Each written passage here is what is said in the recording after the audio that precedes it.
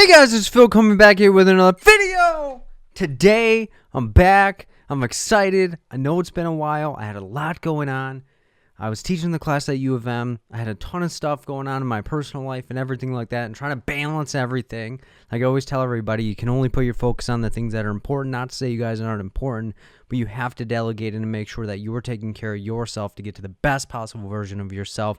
Walk in, push yourself, put yourself in uncomfortable situations, get the job done, keep progressing, keep going, because I know 73 people have done just that since my last video, and I'm so blown away that so many people have done that, because that's how many people have passed in the last 3-ish weeks repping and rocking with me, and it's mind-blowing to even think that so many of you guys repping and rocking with me. But let's see who has passed. Let's get into a little bit of motivation and see what in the heck is going on, what's going up. And like I said, I'm so excited to be back. From the bottom of my heart, I appreciate every single one of you. So let's see who has passed.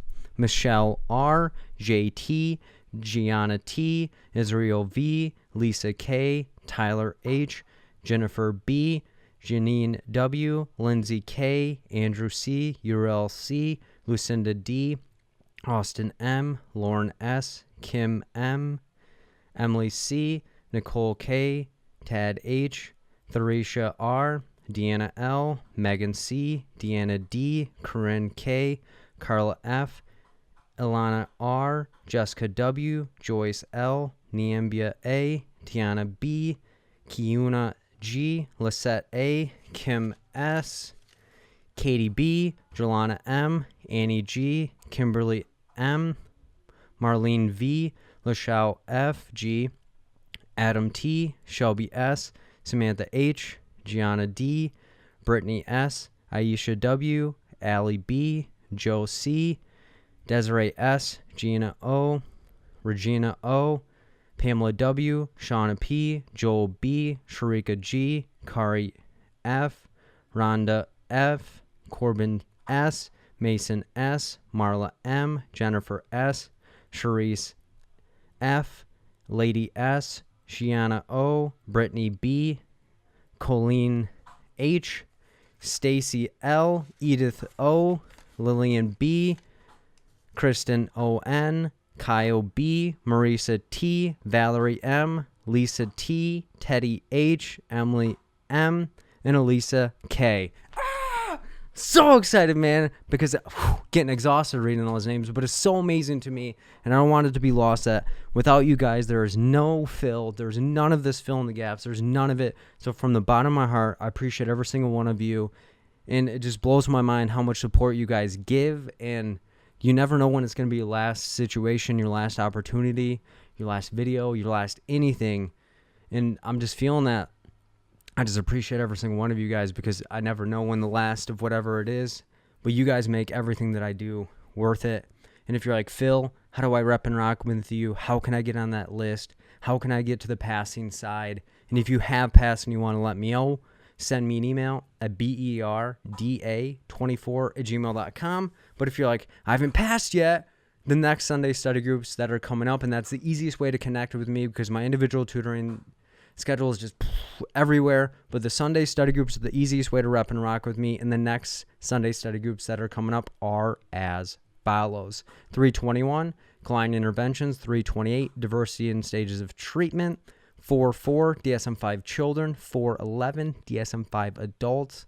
And 418, acronym and practice questions. And that session is where I'm going to be breaking down each level of the acronym, comparing it back to 10 practice questions. And if you've been in a practice question study group of mine before, I say it all the time, and I think people are kidding until they get into the ring with those questions. Those questions are programmed to make sure that you're reading them. So do not walk into those sessions and think you're going to kick them directly in the chest, because they will put you in your place. But if you do come in, you do well. Don't just hang your hat on and be like, yep, I did everything right. It's how did I get to those answers, and how can I get that going? And if you're like, I'm interested in the Sunday study groups, how do I get into them? You can send me an email at berda24@gmail.com, or click the link in the description, and it'll send you to the calendar. You'll be able to sign up, and everything will be good. And as I stated, I do still offer individual tutoring. My schedule just tends to be pretty hectic. So if your exam is coming up, you may want to plan ahead because my schedule tends to book out 4 to 5 weeks in advance. But if you're like, oh my God, I wanted to get on the schedule, but I can't, send me an email and I can add you to the tutoring waiting list. And if somebody cancels, I'll send you an email and let you know what the heck's going on with and for that situation. So you can send me an email at berda24@gmail.com.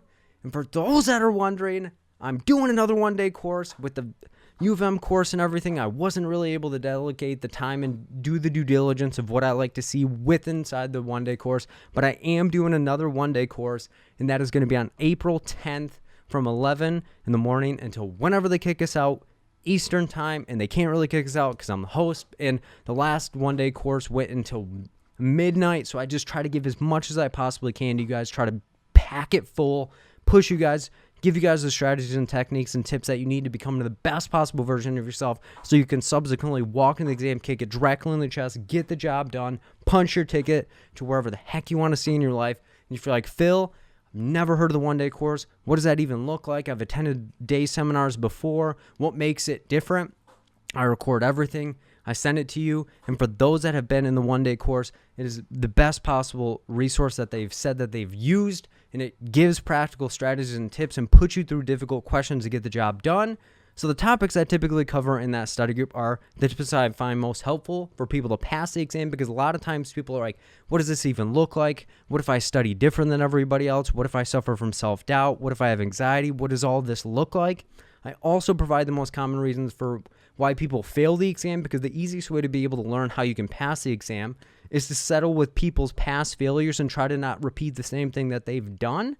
I break down multiple topics throughout that study group. So common topics that I typically do: subpoena versus court order, because a lot of times people will get those tripped up. When should I refer versus seeking supervision? Community interventions, medications, personality disorders, operant conditioning. We'll be going over the acronym and the 5-step process that I recommend people to utilize to break down the questions. So how we break down the questions, how do we not just get the correct answer, but how do we navigate that? What do we do when our back's against the wall? What if I'm in between two answers, and how do I differentiate that? And we'll also be breaking down 25 packed full, difficult, programmed questions to push you, not just be like, yes, I got it right, I feel good, but I program and design my questions to make sure that you were pushed to the limit, and so that way you get punched in the face during practice rather than getting punched in the face during the exam and being unprepared, not being able to get the job done. And if you're like, Phil, my exam is before April 10th, what the heck can I do? It is possible to get a recorded version of the previous one-day course that I did. So if you're interested in that, or interested in any previous study groups that I've done in the past, you can send me an email at berda24@gmail.com. And attendance to the Sunday study groups and the one-day course are not required. That's why I record them, so that way you're able to access them later. And that's what kind of makes it different too, is because it's a long day. You're like, oh my gosh, I want to review this again. And those don't ever really expire. So I don't want to have there to be more stress based on your preparation and the materials that you utilize. And for those that have attended those things, the one-day courses have been the most successful thing that I've ever seen, because it chucks so much of it and you're able to get as much exposure to me as you can. And at the end of each study group that I do, there's a question and answer segment where you can interact directly with me, what questions you had about the session or just in general, so we can build you up, get you to be the best possible version of yourself, walk in the exam, and kill it, man. Kill it, kill it, kill it. And for those that do not know, Audible has continued to partner with me on my YouTube videos and my podcast. So if you want to support me as well as support them, the easiest way to do that is go to my Audible affiliate link at audibletrial.com/fill-in-the-gaps. Sign up for the 30-day free trial. It's free. It gets you a free book. And it's the easiest way to support me, and it costs you absolutely nothing. And for those that are like, Phil, what the heck is Audible? Audible's an easy way to get information and to gain knowledge on the go. So if you're busy, just like me, but you still want to become the best possible version of yourself, Audible's an easy way to do that via audiobooks. And again, the way that you can support me is go to my Audible affiliate link at audibletrial.com/fill-in-the-gaps. Sign up for the 30-day free trial. And if you're like, Phil, I totally want to help out, I totally want to get on this train of Audible, what does it even look like? You just go to the Audible affiliate link, you sign up, and if you're like, I'm not even sure what book I could get, but I still want to rep and rock, there are a couple that I would recommend. They are The Alchemist, The Power of Habit, Outliers, and if anything else, and you're like, what the heck, I don't want any of those. The Archer is also a very, very good book, as well as any other book that you want that is on Audible. So that's an easy way to rep and rock with me. And if you're finding my videos helpful, just give it a thumbs up. That's also an easy way for other social workers and people to discover the videos, to become the best possible version of themselves as well. If you want to, put a comment down below, something positive, a quote that you enjoy, or just simply welcome back. We're repping and rocking with you heavy, because you don't know how many people read the comments. I know I read all of them. Brings me positivity, keeps me to help going. And if you haven't already, hit the subscribe button down below. Click the bell notification next to it, because then you'll know the next free study group, which is coming up. And you want to make sure that you get up-to-date information. So that's the best way that you can do that. And like I said, from the bottom of my heart, I appreciate every single one of you guys. If you want any information on anything, send me an email at berda24@gmail.com. And from the bottom of my heart, I really, really appreciate every single one of you. And a message that's been on my mind and that has been keeping me going, because preparing for a university course is a lot different thing that I've ever done, but the message that I kept hearing over and over and over and over and over in my mind is it's possible. It is possible. It is possible. And I know there's people out there that are wondering, I failed the exam. I'm not really sure if I'm able to do this. What in the heck can I do? It's possible. So whenever you feel like you can't do something, just keep reminding yourself, it's possible. I can do this. It may not be in a way that I think I can do it right now, but I have everything that I need. Don't let anyone seep into your situation. Don't let you seep into your own situation. If you're going to be negative, do not let negativity drag you down. Don't let past failures, don't let where you think you should be at determine and take away where you think you are right now or where you actually are. Because where you are right now is where you once used to dream that you could be. You are exactly where you're at and getting the lessons and things that you need to maintain where you're going in the future.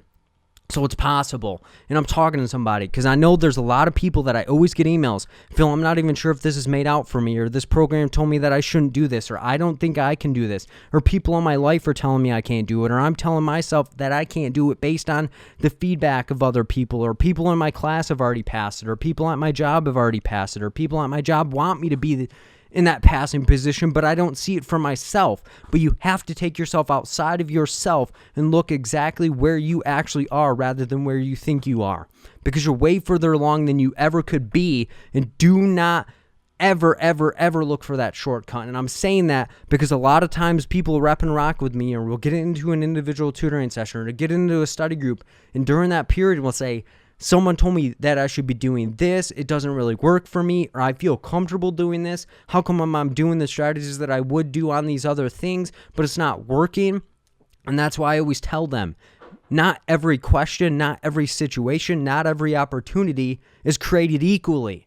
Some of them have a little bit different vigor within them to help push you to the next level. So as I was saying before, when I write my practice questions, because I write every single one of them by myself, I try to make them so difficult that when you go into the exam, you think it is easy.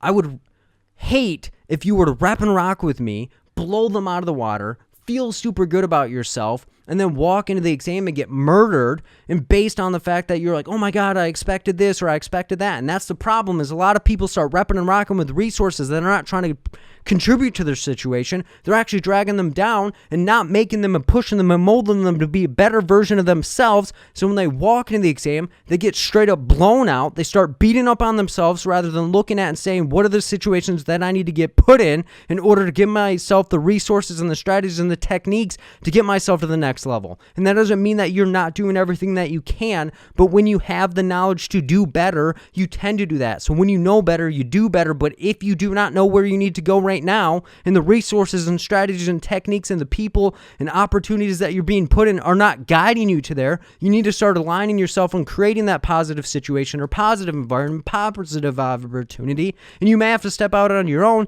to do what you need to do, because you've been created and your talents, gifts, and your abilities are uniquely gifted for you. But if you do not utilize them, and you try to wear other people's capes, or you try to utilize other people's superpowers or abilities, or you try putting on a facade of that everything is going to be okay, but you don't truly have a battle plan or backup plan within the situation. And I'm talking about, okay, so I have to have a backup plan if I fail. But what is your backup plan when your back is against the wall? I'm not telling you to create a second plan. I'm telling you, what are you going to do when your back is against the wall? What's your plan when your back's against the wall? And that's the backup plan. When your back's up against the wall, what are you going to do? Because at the end of the day, when you get into stressful situations, what you've done in preparation is going to come out.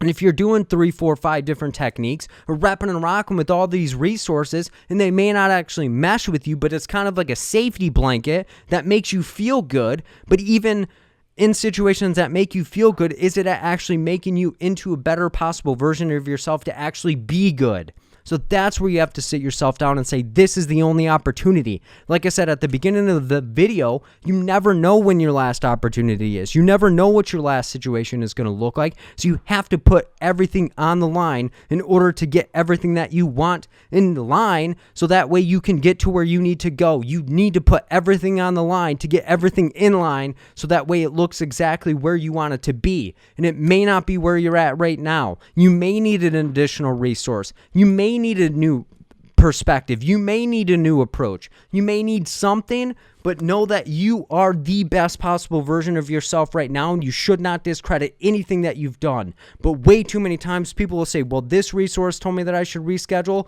or this person over here told me I should do this, this other person over here told me to do that. But what do you think? You are the only thing that matters at this given moment. And as social workers, it's way too difficult for us to put ourselves up against the wall and say, I need to fall back on myself, and I cannot count on anyone else to drag me to where I need to go. And some of y'all are dragging resources and strategies and techniques and paying people to make you feel like crap and not even get to where you actually need to go. So if you are not getting any gains or positivity from any of the situations that you're being put in, you almost need to replace it, cut the ties with the lies that you've been living in, and start walking the life and the gifts and talents and abilities that you've been given. So that's what you have to do. You have to tell yourself it is possible, but not just trying to manifest it and speak it into existence, but make it into existence. We don't have to fake it until we make it. We have to do it until we become. We don't need to fake it until we make it. We need to do something so much so that it becomes who we are, so that way when we are in that ability and mode where we're like, oh my God, I'm not really sure what to do, you think, oh yeah, I've been molded,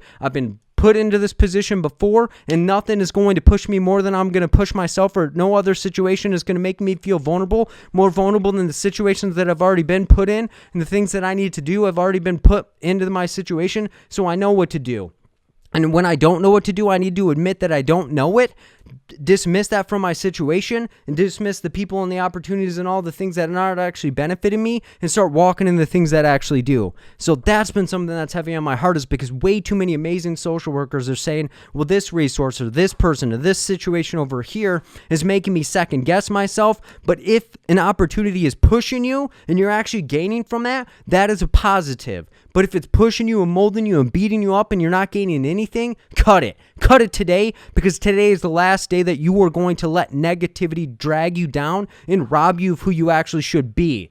So that's where you got to build yourself up. You got to keep doing the right things. You have to be doing all of these things that you need to do, because out of those 73 people, 73 of them believed in themselves, and even when they had self-doubt, they pushed past it. And a couple of them were like, Phil, I could hear you during my exam. I could hear you during the exam because I've been repping and rocking. You've been so positive and you've been honest. It wasn't always the best thing that I could have possibly heard at that moment because it hurt, but through my pain, I gained in order to get into this situation and not put all my efforts in vain. So I had to get pushed through the pain to gain in order to not have everything be put in vain. I will not be in situations that no longer help me progress or grow or become the best possible version of myself. This exam is not something that you can't do. You are gifted and talented and have the abilities. You just have to take it slow at your own pace. Get in there, kick it directly in the chest, get the job done, and do everything that you possibly can do up to this day, because we never know when our last day is, but you do not want your last day to be a day that you didn't give 100%, because you want people to be able to look at you and say, damn, that person gave everything that they got, and you know in your mind that you still have more in the tank, and they are going to be amazed and blown away based on the fact that you've gone through all of these opportunities and adversities and abilities, and you are still standing and pushing and growing to become the best possible version of yourself. So like I said, from the bottom of my heart, I appreciate every single one of you guys. And I definitely wanted to get that message out there because, like I said, way too many amazing social workers are suffering out there, and they're not really having the resources or abilities or avenues or environments that they can actually be a better version of themselves. And if you made it up to this point, like I said, hit the like button. It means so much to me. It allows for other social workers to be able to connect. If you need anything, send me an email at berda24@gmail.com. And the rest of this video is going to be a previous study group that I did where I'm interacting with people that are struggling to pass their exams. I provide guidance and opportunities and situations to show how to push past self-doubt, how to create a positive environment for yourself. And I had people come back that walked in the exam, kicked it directly in the chest, talked about their positive experiences. Hopefully you guys find that helpful. Like I said, from the bottom of my heart, I appreciate every single one of you. I'm back. I'm going to be more consistent. I'm going to do everything that I can to help you guys get to the next level because you guys help me do the same. I'll see you guys in the next video. Enjoy the rest of this video, and peace out, guys. I don't know how I study. I learn best in a classroom setting. I take my test Sunday, June 28th, in 8 days. I'm not confident that I will pass. Hi, everyone. Can you hear me? Yeah, how's it going? How's it going? It's going. I've had lots of time to study because I haven't been working due to COVID-19. But it just seems like it's so hard for me to learn when I'm just reading material. And that's why I discovered your videos because it's kind of helpful for me to hear someone talk to me. And it's, of course, I haven't been participating in any of the other study sessions, but I learn best when I interact, and that's why I find it so difficult. I've always done well in school, but because I participated and paid attention in class. So now it's like I'm just not confident that I'll do well at all. Okay, so walk me through that process. Like, what is having you question yourself being this close to your exam?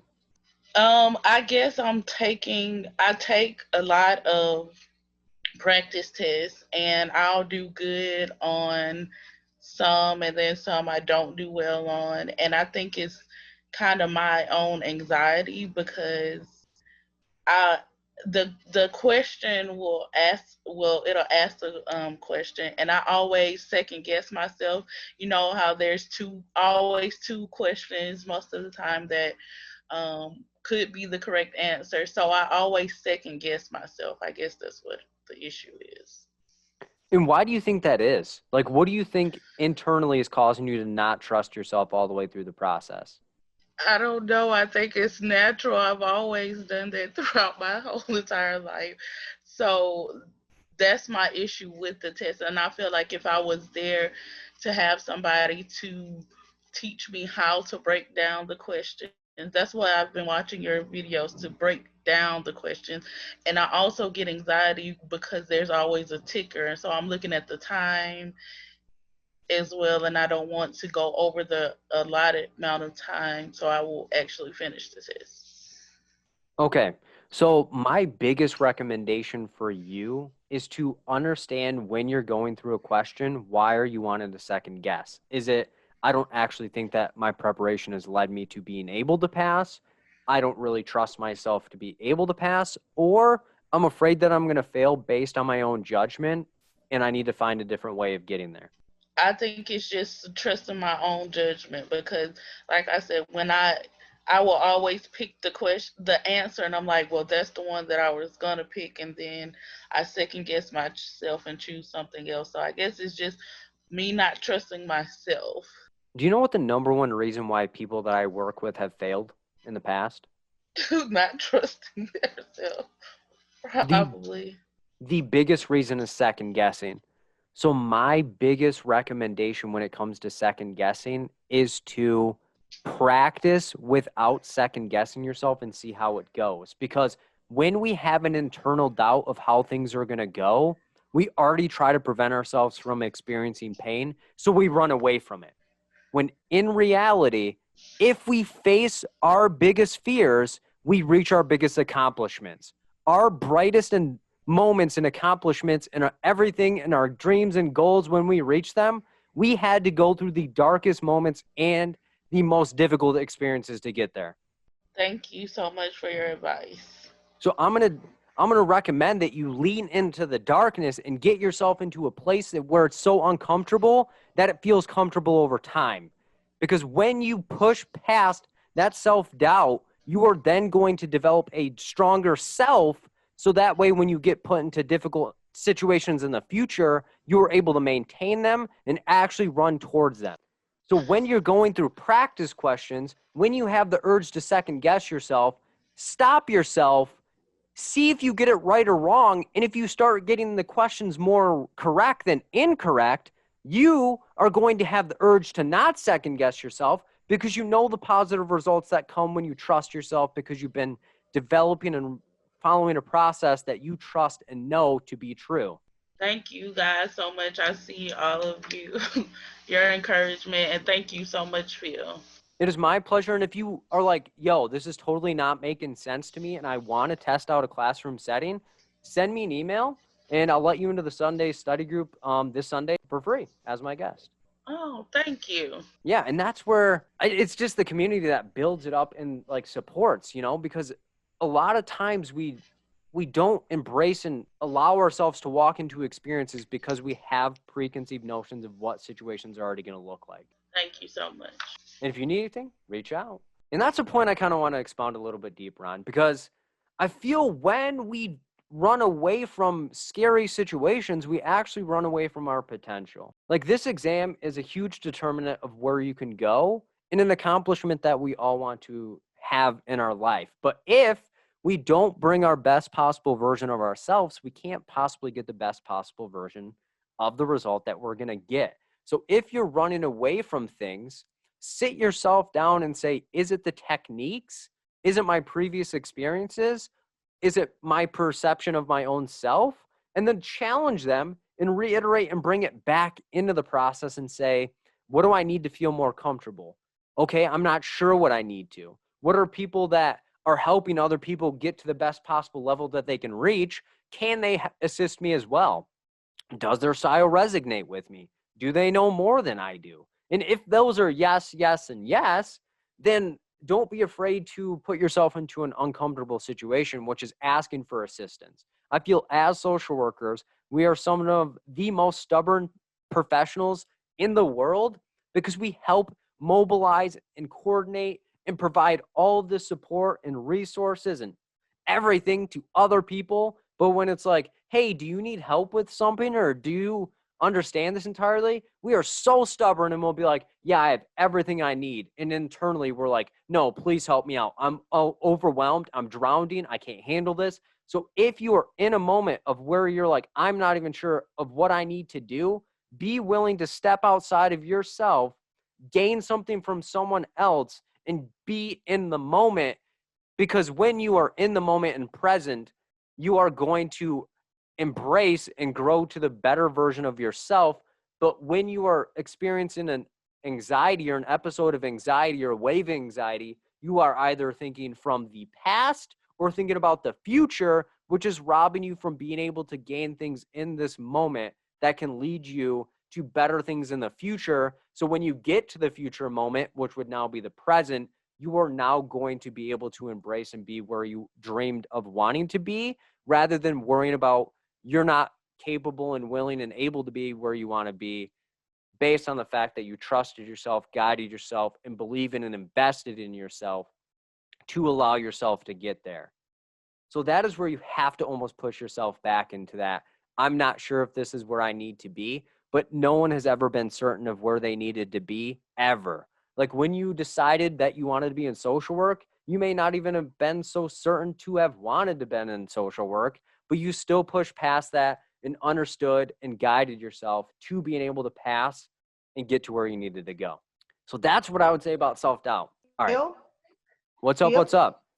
can I add to what you just said? What happened to me when I took my test back in September? I went back because I finished half an hour earlier, and I went back and I changed a few questions, which was my big mistake. So my advice is, like, if you finish early, and I have time to read the question 3 times, each one. I had time to do that. and I finished early anyway. And I went back and I changed 5 questions. So you know how I felt when I one point I'm like, oh no, yeah. So I don't think it's a good idea to go back and change your answer. Yeah. And it just kind of reiterates like what could have been if you did not try to take control of a situation that's not in your control. How do you deal with workplace stress? It's not the work, but my coworkers. Hey Phil, How is it going? it's going pretty well.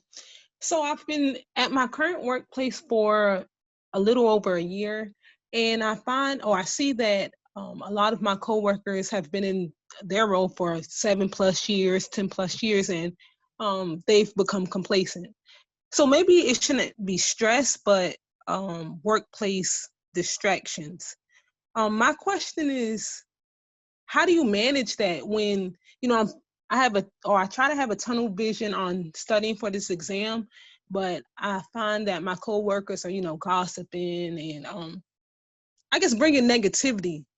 So what what how do I manage that? So that is a very, very challenging situation. So let me make sure I understand before I respond. You're in a job, you're studying for your exam, and your coworkers are gossiping about you?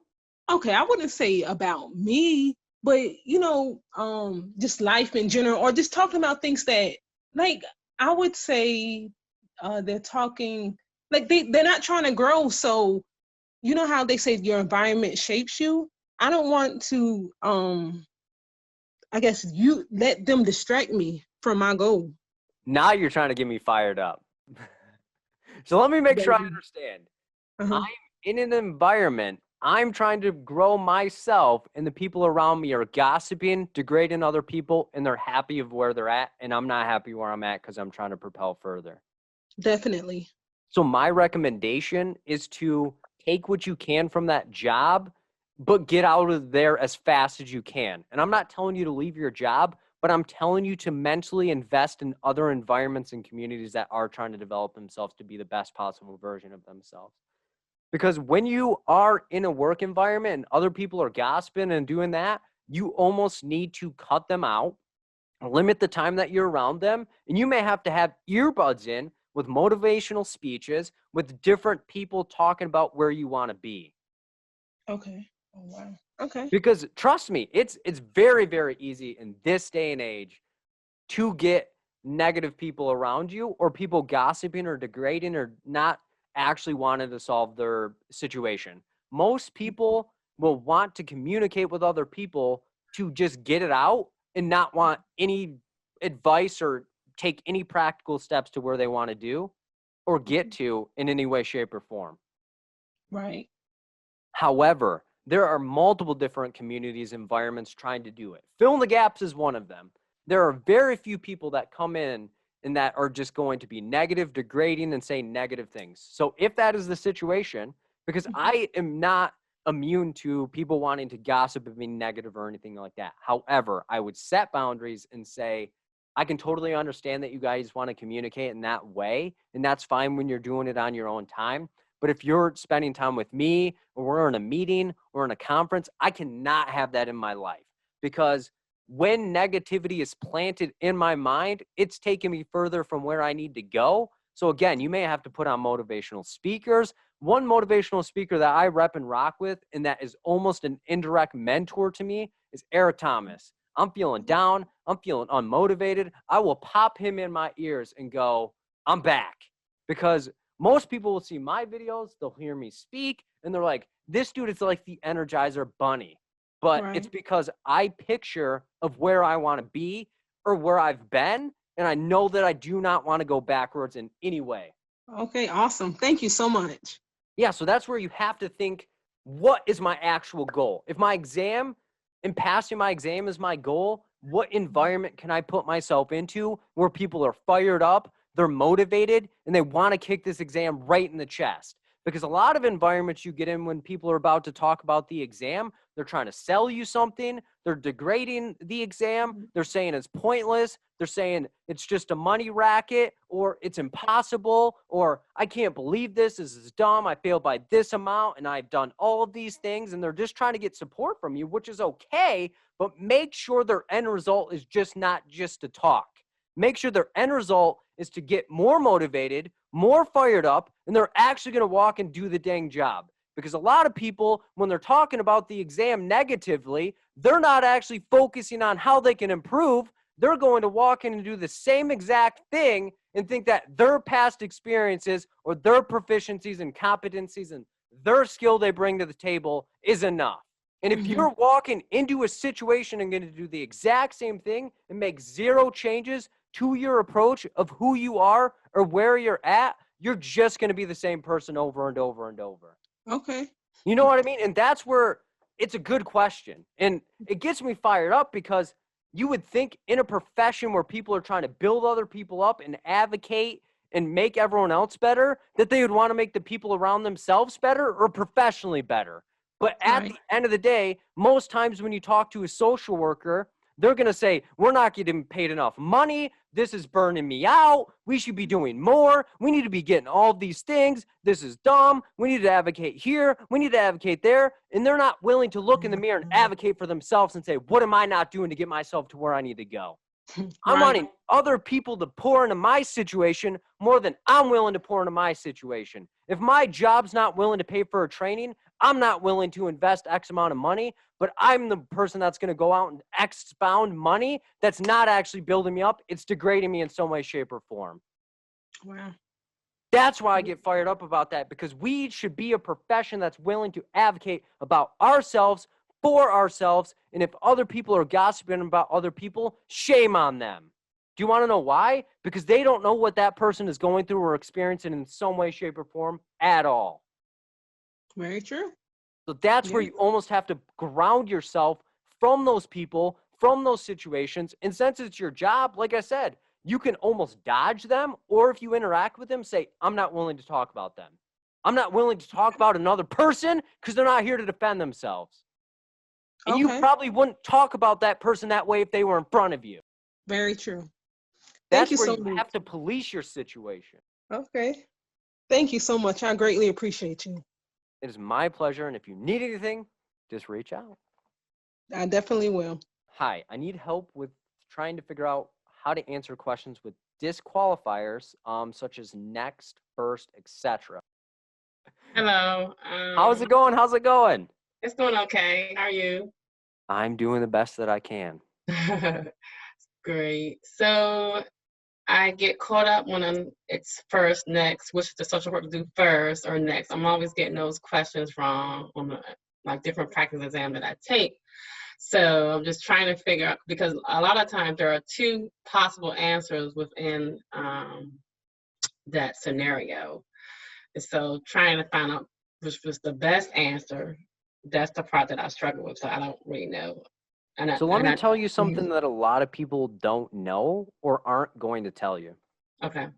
First, next, best, most are all the same thing. Okay.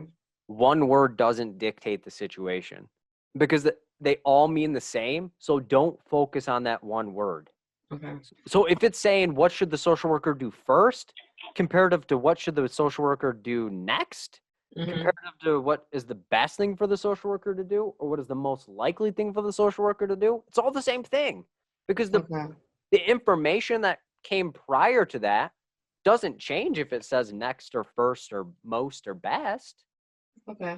So the easiest and best way to do it is make sure that you're breaking down the question and utilizing the details in the question to compare it to your answers, because your question and your answers, or your answer and the question, should be interwoven and connected. Okay. So I would not recommend putting focus on one word, because one word is not going to change your answer. Okay. All right. I didn't think about that. Okay. Thank you.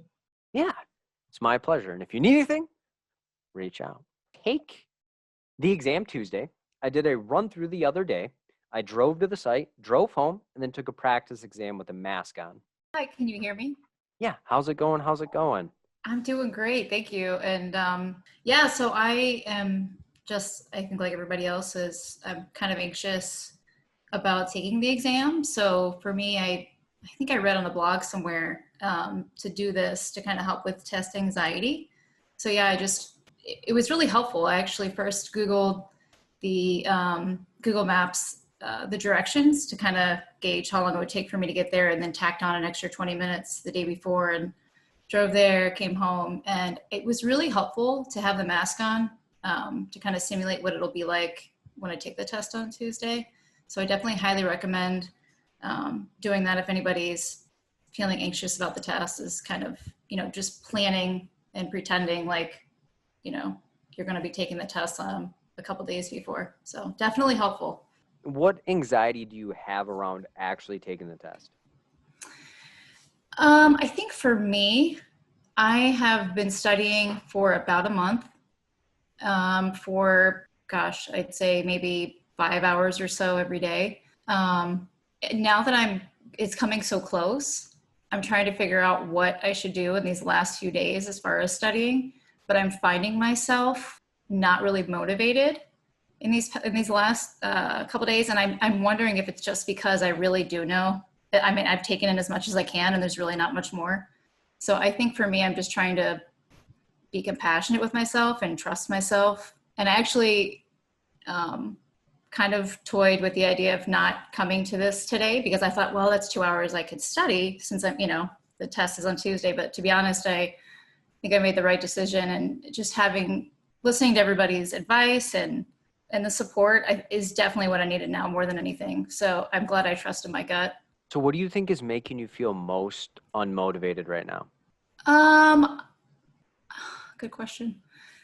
I think it's because I feel like I have to study more, but I feel like there's something inside of me that's like, Janet, you're good. Like, you've covered everything. You've put in so much time and energy and effort. And now I'm kind of getting nervous about like community interventions and program implementation. So I guess maybe just second guessing myself that I've, studied enough.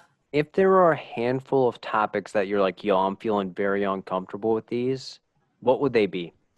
I would have to say probably the community assessments and policies, implementing policies and programs, and just wondering if I've covered enough as far as research goes, different types of research and, validity, reliability, all that kinds of stuff. And other than that, I think I'm good, because I've really dug down deep into the DSM, and I made flashcards on Quizlet on all the medications. And so that would be the one area. So my biggest recommendations then would be look over those areas. Do not look over them with a microscope. Look over them with a broad stroke. So that way, if you notice the terms, you're able to apply them to the exam, because the exam is not memorizing, it's applying the information. And then let it go. Because when you walk into the exam, I don't want you to wonder if what you've been doing is enough, because you did everything that you thought was correct, and you don't know if it's right or wrong until you're done with all 170 questions. Yeah, no, I really appreciate that. That's great advice. I think that's what I'll end up doing these last few days. And your questions, I heard someone else say they randomly found you on YouTube. I think I was Google searching like practice LMSW questions and found you on YouTube and was like, because that's exactly what I needed. I just needed someone to break it down. You read it and you're like, okay, I guess I understand this. But that has been so helpful. So every day I probably watch 2, sometimes 3 of the past, I guess, week or so of your videos where you break down the questions. And that, I think, has really kicked it into overdrive. And that's helped with my confidence immensely. So thank you for that. Really appreciate it. Well, it's my pleasure to be able to help. And an additional thing that just came into my mind, since you seem to be a very structural person, is to try to develop a checklist of what you should expect during the exam. Meaning, what time am I going to get there? Mm-hmm.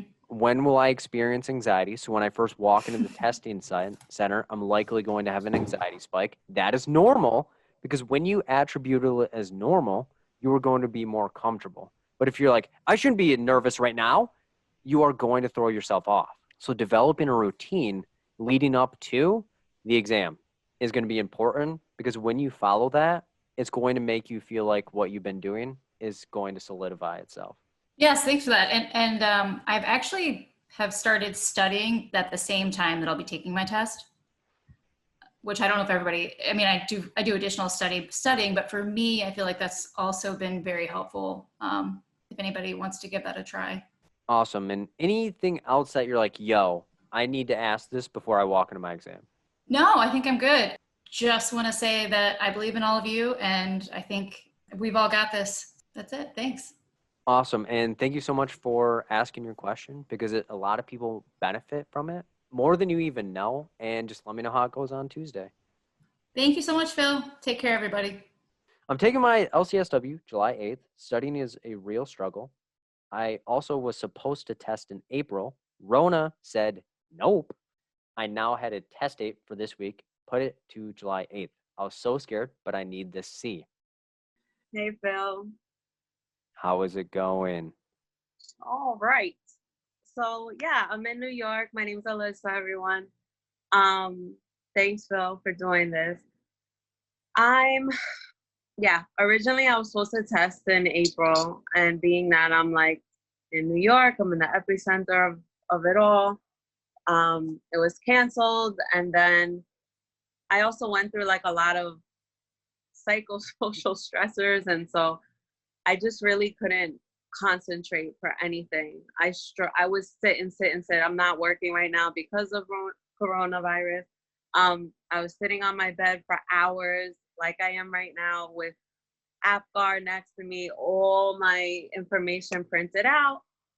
And I just would like go into ADHD mode on steroids, and I'd be like, oh, let me do that. Oh, I'm gonna study this. Oh, I'll study that. Oh, I'm over here. And I just was everywhere. I've been blessed to find this. I'm in the LMSW, LCSW Facebook group, and so I did find some beautiful individuals. So shout out to them. I think a few of them are here tonight, and really connected with them. And like I said, I'm super grateful, super blessed to have them. We're studying our behinds off. Weekly, we're in these study groups, like 3 or 4 of them a week. And really just trying to pour into each other. But for me, I think my real struggle is that I'm super hard on myself, trying to bring compassion and all of that, but I'm just super hard on myself. Can't really gauge how well I'm doing, because I feel like although I have all these different practice tests, I'm not sure like which ones are really accurate.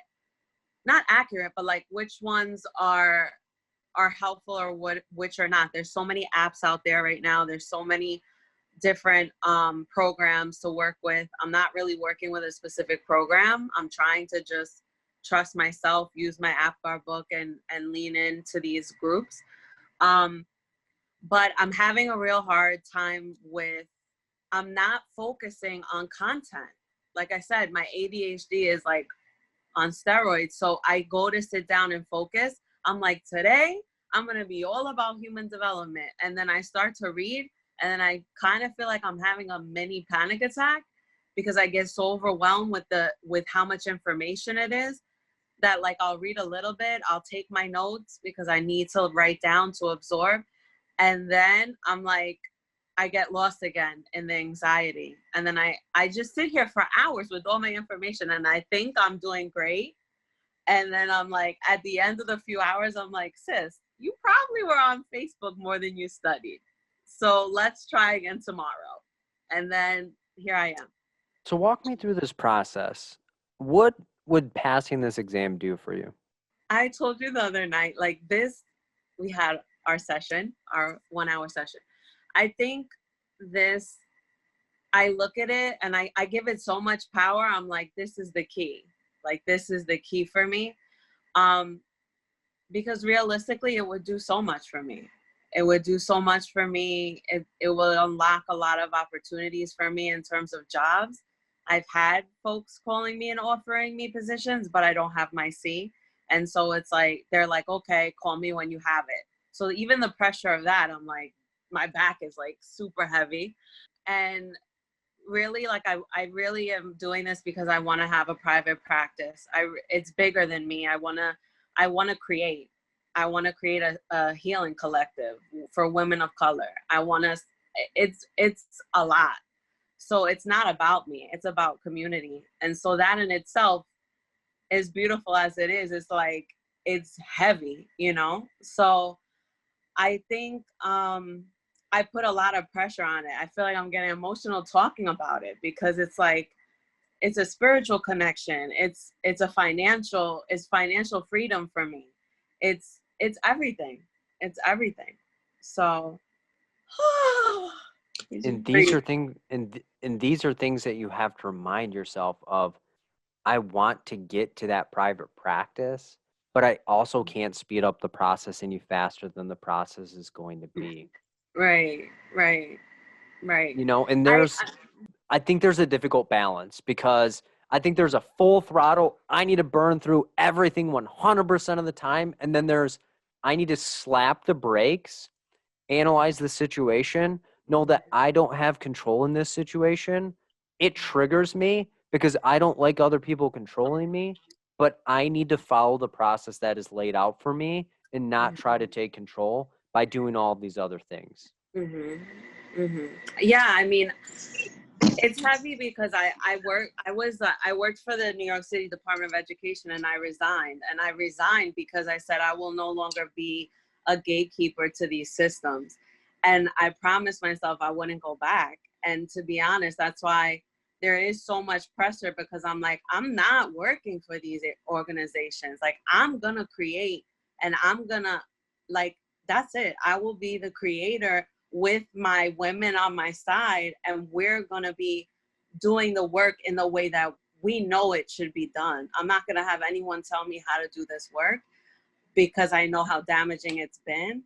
And so again, even in taking the test, it's like, I know a lot of these right answers. They're not right, but they're right for the exam, right? So a lot of it has been, how am I, like, I've had to like reprogram how I think, because so many times I read these questions and I'm like, wait a second, like, but that's not what I would have done first. But it's like, no, for this exam, you have to. And that helped. My work experience has helped though, because it's like, oh, my supervisor said I needed to do this. That's not my scope of practice and how I practice, but that's what I'm going to do because this is the organization that I work for, right? Anyway, I mean, I just feel like right now I need to, like folks are saying, like community questions, program eval, even like I said, human development, where there's like an overload of of information. I need to somehow break those down and really focus on them. So I'll say similar things that I did during our individual. You don't have to accomplish everything right now. When you go to sit down, don't try to master all human developmental theory or all community or all of this. Pick one concept, understand it, not trying to memorize everything, but being able to look at something and say, this is okay for me at this moment. And understanding, like, trauma responses are real. Like, you're in an epicenter and being put into an uncomfortable position quite a bit, you know, and recognizing this, like, it's okay not to be okay 100% of the time. Like, I get low days. I get days where I'm like, yo, I cannot do another thing, but it's like, take a 10-minute break and putting yourself on punishment. Sometimes I need to lock my phone away from my attention because it is a distraction technique that if I discover all of these cool facts not relevant to anything that will help me progress, I will feel better about myself. Exactly. Yeah. So reframing your schedule in situation, and every time you want to pick up something to distract you, you need to simply say, is this more important than the clients that I'm going to be helping in the future? Right. And if it's not, you have to make the active decision. Yeah, that's real. I appreciate that. And that's where you just have to put yourself in again. I don't have control. The exam is the only thing that can dictate whether I pass or fail. And I said it to you before, but I'll say it again so that everyone else can hear it. You have a 50% chance of passing or failing whether you study or do not study. Yeah, that's real. That is real. That is real. That is the main point. Is I try to do everything that I do at this moment, but there's a 50% chance of whether I pass or fail regardless of what I do. Yeah. So just keep striving, keep driving, experiencing what you're experiencing, but knowing that you need to provide yourself grace as well. Yeah, for sure. For sure. Well, it's my pleasure to be able to help. Thank you. Blessings to everyone, and let's get this license. Thank you, Phil. It is my pleasure. See, you are continuing to support examinees. I'm here if you want any feedback on the test. I kicked it in the chest 4 weeks ago. I'm Julie. I'm from Austin. I heard about Phil on a Facebook page, forum for social workers here in the Austin area. And I said, how did you guys study? And somebody wrote Phil's name in the comments, and I looked him up, and I just decided that's, his energy matched mine. Well, no way. I'm like a 10th of your energy, but just, I'm the type of person that's got to be moving and talking. And so I said, I'll go with Phil, and I got the APGAR book.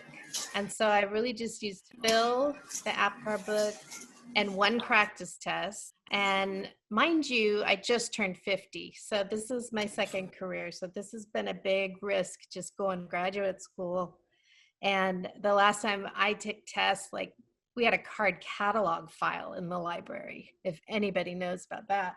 So my anxiety was out of the world. I've been challenged with tests before. So I just decided this is a whole new experience to me. Like, I'm not the same person I was 35 years ago in college. And so this test experience is going to be different. So I'd get negative self-doubt. And when that would come in, I would know that's fear. And Phil helped me dissect, what's healthy fear and what's unhealthy fear. And I would find out that I was reacting to unhealthy fear at times when I would pull in more material. And I'd think, oh no, I should have this app, or I should try this website, or I should buy this book. And I'd have to stop myself because I was trying to take control of it and say, no, that's the kind of fear I don't want. And healthy fear was one that, showed up when I'd pull in more self-compassion, do my daily practice with meditation, go for a walk, and just make actions that got me, a little bit more centered. But yeah, the study groups were great because there were question and answer sessions at the end that I was able to hear and utilize. The reminders that you're enough were so helpful. I would find myself during the exam with my mask on saying, Julie, you're enough. You are enough. This is enough. I studied with my mask because I knew I'd take it with my mask, and that helped. But yeah, I think just the few studies materials I had was better for me. I did have a whiteboard because I did a lot of mental maps. I was always moving. I was listening to the audio stuff. I would reread my voice in over topics that were tough for me, and I'd just start walking, and I walked and walked and walked. So a lot of listening, a lot of mind maps, and just fill in the APGAR stuff. So walk us through the process of prior to your exam. You're like, yo, I'm not even sure if it's enough. Do I need to reach out more? Do I need to get all this? Walk us through that last minute panic and how you were able to work through that. I took the test on a Thursday. Sunday night prior, I had a study group with you and the group, and your groups would sometimes be up to 100 people, or, I think the lowest one was 35. So regardless of the population size, it was still really beneficial. But I asked more questions that study group before the test on areas I knew I had gaps in learning. And I don't know, it's just you were really encouraging, Phil. You told me that the way I was shaping the question to the group showed that I had some understanding and I was ready to take the test. So that encouragement helped me so much. And I just took the practice test 2 weeks before the exam, and I thought maybe I should have taken it. But regardless, I mean, the universe lays what I need in front of me usually, and I just took it 2 weeks before. So this maybe Monday, Tuesday, I studied areas that I felt were gaps from the results of the practice test. And the day before the exam, I took a wellness day.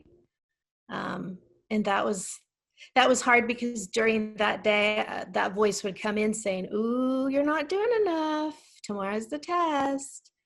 But I still took the whole day to just do the things that I wanted, spend time with my family, go outside, and really visualize passing.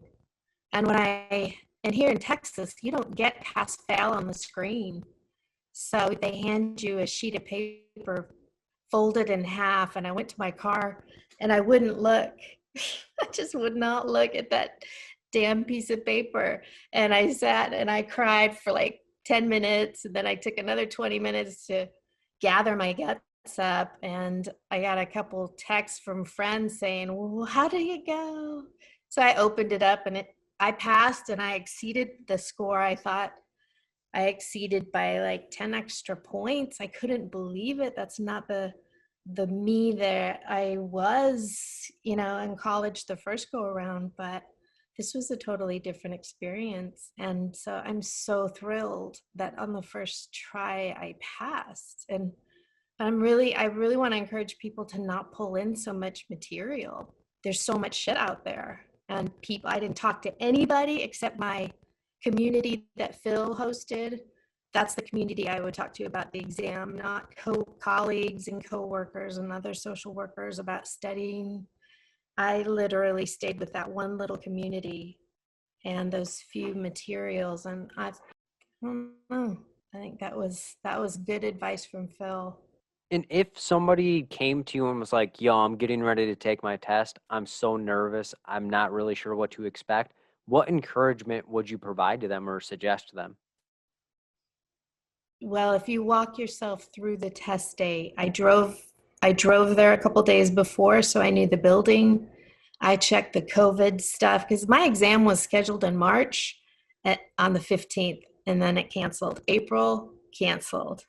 Then they scheduled it in June or in May, and I decided to take it. But I drove there.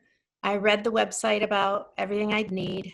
I just kind of walked through the process of waking up early, knowing what I was going to have for breakfast, getting there an hour early. And that process of just kind of seeing how the exam was going to be set up helped me. I still wasn't as prepared. I still got really nervous. Just the COVID stuff really got me a little heightened in anxiety. Because the mask, and they had you clean your hands constantly and don't do this. And I couldn't talk during the exam, and I'm really an animated speaker. And so under my mask, I'd read the questions real animated in a whisper, and they would tell me to be quiet. But I just, look at the day that you're testing, plan everything you can down to what you're going to eat and what you're going to do after to celebrate or to be quiet and sit with whatever comes after. But I think that helps. If for people who are about to take their test, if you haven't already, walk through the day and prepare yourself for that. Awesome. Well, thank you so much for coming back and sharing your experience. Thank you, Phil. Thanks for everything. Thank you for my C. It is my pleasure. And if you need anything in the future, just reach out, okay? Okay, thanks. Hey, Phil. Cassia here from Ohio. Question. Just received my MSW, studying for my LSW test in July. I'm all over the place, not sure what and how to study. Help. Hi, Phil. How are you? I'm doing well. What's up? What's up? What's up? Well, I just graduated Mother's Day, May 10th, and I put in to take my exam. Well, and I held off on actually scheduling the date because of the anxiety of the pressure building up to that the date, the testing date. There was no dates. I'm from Ohio. There was no dates in September. I'm sorry, no dates in August. It skipped all the way to September, then October. But I have kids, and it's like, well, I want to prepare them for school, and I want to get ready for my career and everything like that. So I need this licensure. I actually plan on going into the VA Medical Center, working as a social worker. So I need this licensure. I don't necessarily need it, but you have to have it within 2 years. So I wanted to work on getting that now.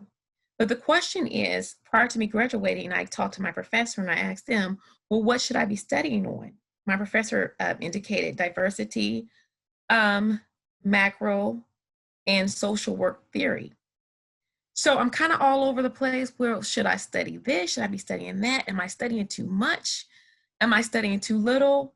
And it's so many things out here, such as the pocket prep exams, TDC, and different things that I can use. Everything is like cha-ching, cha-ching, cha-ching. So it's like, I don't know where to start or what I should actually do in order to prepare myself. Now, I've already been studying, but I just want to make sure and be confident in myself. Is it enough, or am I just going overboard with studying? So in your opinion, I'm trying to find out, how should I prepare for this test, what I should prepare for? So that's a tricky question. So a lot of the exam questions you'll get, they're not predictable. So my biggest suggestion for everybody is to, yes, have an understanding of the exam content, but being able to navigate the processes of breaking down a question and saying, if somebody comes with heroin use, they are depressed, they're experiencing anxiety, and they have suicidal ideations, which do I address first, is more important than being able to cite Freudian's psychosexual theory. Right. Or, phallic latent genital. So which one is going to be more applicable? So being able to navigate the process of a question is going to be more important. So it's difficult to study for the exam, but I would definitely suggest continuing to do what you've been doing, because that's what you thought was best.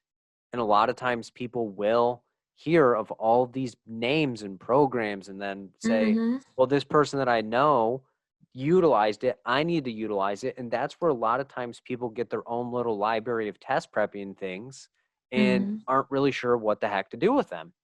Right. And they don't even know if the learning style actually meshes well with them. So what and how you should study, and when you're having self-doubt of why what you're doing is not comfortable, understanding why. Is it that somebody said that they utilize this, or I don't feel like I know this theory or concept enough? And if I don't know it enough, how could I help myself to know it well enough? Okay. You know what I mean? So that's where you're going to have self-doubt. A lot of people are going to have self-doubt when you have a situation that is very uncertain and we're not really sure. So when we were in college, the professor would give us the outline. We just had to know all of the terms and concepts on that outline, and we were good. The exam is not that way. Okay. So All I'd right. continue doing what you're doing, walk into the exam, see how it goes, and then analyze what you did leading up to it, and then make changes needed. Because you may be doing exactly what you need to do to pass your exact exam. Okay. Does that make sense? Okay. Well, I guess there's no magic answer to this, who to choose, what to choose. Your videos have been so helpful. I go to sleep with you at night on on YouTube. I'm listening with my earphones, and it's been so helpful because it's kind of meditating. I'm feeling like everything is kind of like seeping in, So I really appreciate you and what you're doing for everyone. It is my pleasure to be able to help, and that's why I do it, because I do what I would have wanted to been out there when I was taking my exam. Mm-hmm. Because I remember being like, yo, I'm a very auditory person, and there's not a whole lot of auditory things. So, Mm-hmm. and there's not a lot of people that are talking about how to break down the questions for free. Right. And that's where bringing it together of, if you're understanding the process of how I'm breaking it down, you are in a very good position, because Mm-hmm. this isn't me tooting my own horn or whatever, but a lot of people have said my questions that I present are more difficult than the ones that they saw in the actual exam.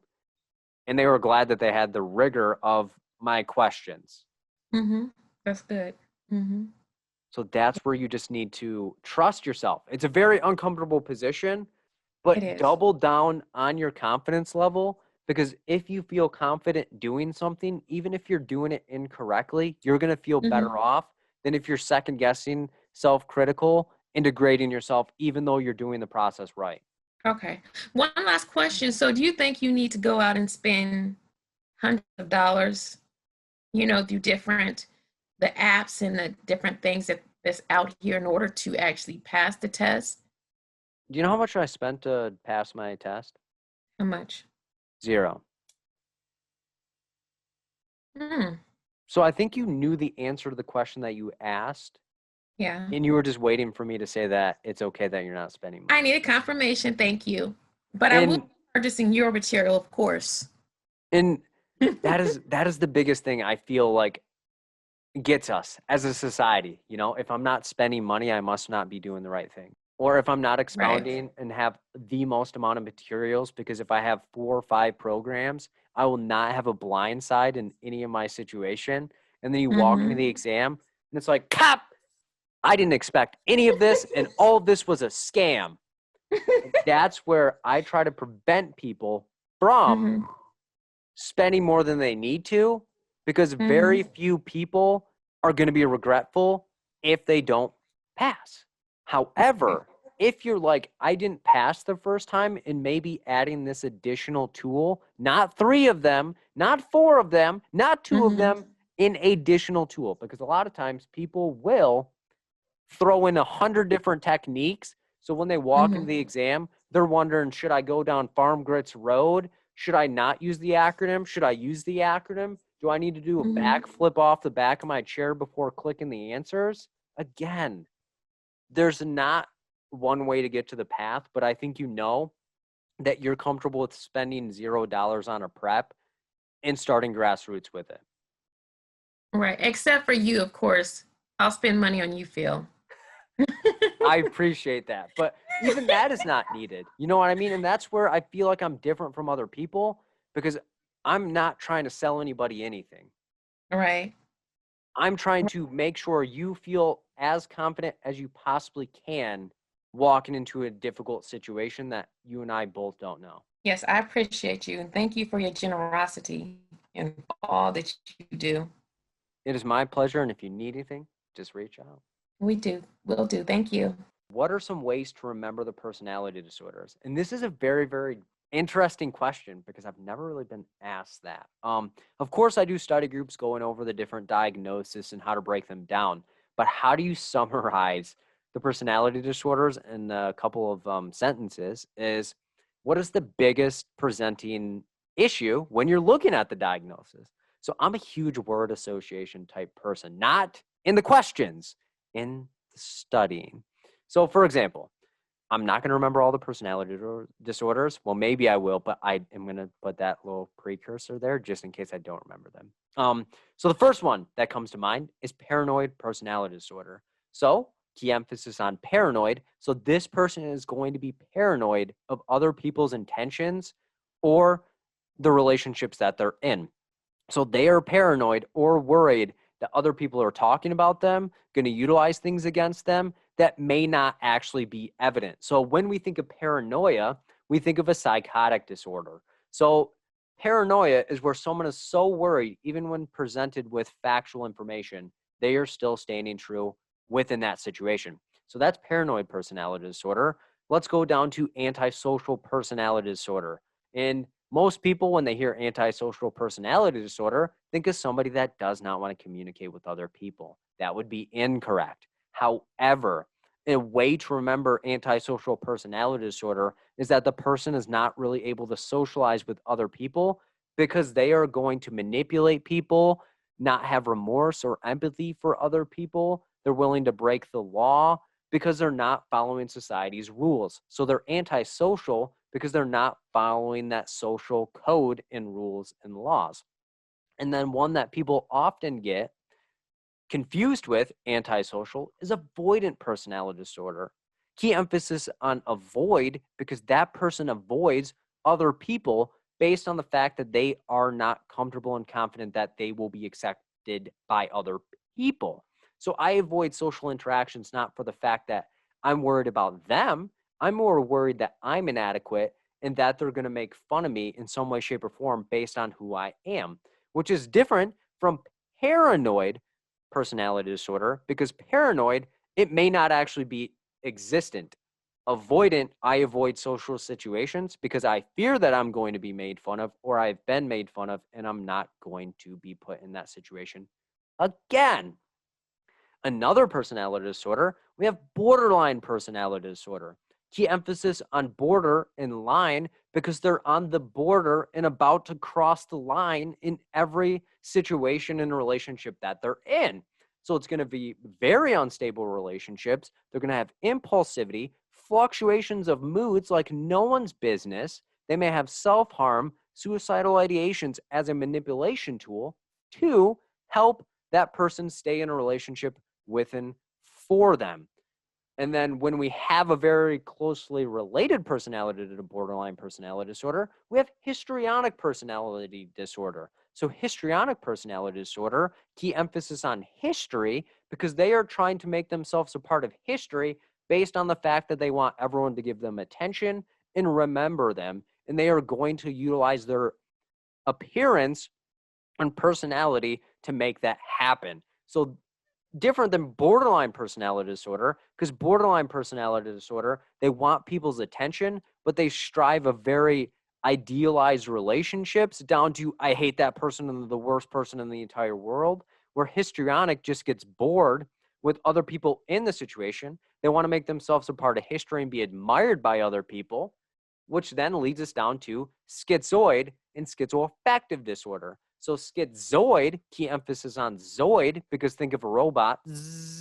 Zoids are people that are going to be locked into one mission and not want to have very close relationships with other people. So schizoid is going to have very close relationships, like lack of very close relationships. They're going to prefer solitary activities. They're not really going to find a whole lot of fulfillment, not very close relationships with anybody. So a zoid or robot, robots don't really connect to other people.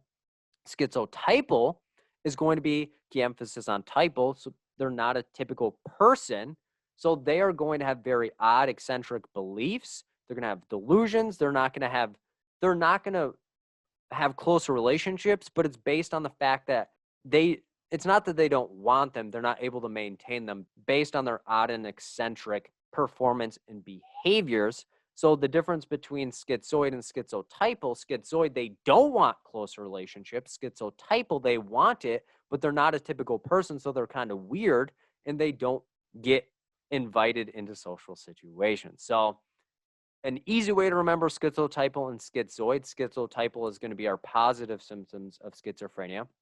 So think of the positive symptoms, delusionals, hallucinations, and all of those. And then the negative symptoms are going to be our depression, catatonic behaviors, and avoiding other people in some way, shape, or form. So that is where we're going to be looking at our personality disorders with, I missed one, dependent personality disorder, key emphasis on depend, because that person depends on other people to take care of them in some way, shape, or form. So they need other people to take care of them. They're not really able to make decisions and all of those things. So that is where they are going to depend on it. And again, borderline personality disorder and histrionic personality disorder, borderline, they want to be in relationships. Dependent, they depend on other people and their relationships to take care of their needs. And when they don't have other people helping them They are very uncomfortable, and they will cling on to other people that are willing to take care of their needs in some way, shape, or form. Narcissistic personality disorder, they're going to manipulate people for power and prestige, not really going to care about a whole lot of people, and it's that they're insecure with and for their situation, and they need other people to fulfill them in some way, shape, or form, and they're willing to do whatever they want. And then obsessive compulsive personality disorder is where they're obsessed with progressing their situation. So they're very structured. They don't really take a whole lot of feedback from other people. They don't really spend a lot of money, or they hoard money where it's not otherwise needed, as well as they're not really willing to discard other things in their situation because it provides them some security. So I believe I hit on all the personality disorders. And so those are just easy ways to be able to break down those and memorize them. And again, take that memorize out, a way to understand them, so that way you're able to apply them in some way, shape, or form. So hopefully that was helpful for you guys to be able to understand them a little bit more. But yeah, if you're like, that totally was lost on me, I do have a previous DSM study group where I go over all of those and provide examples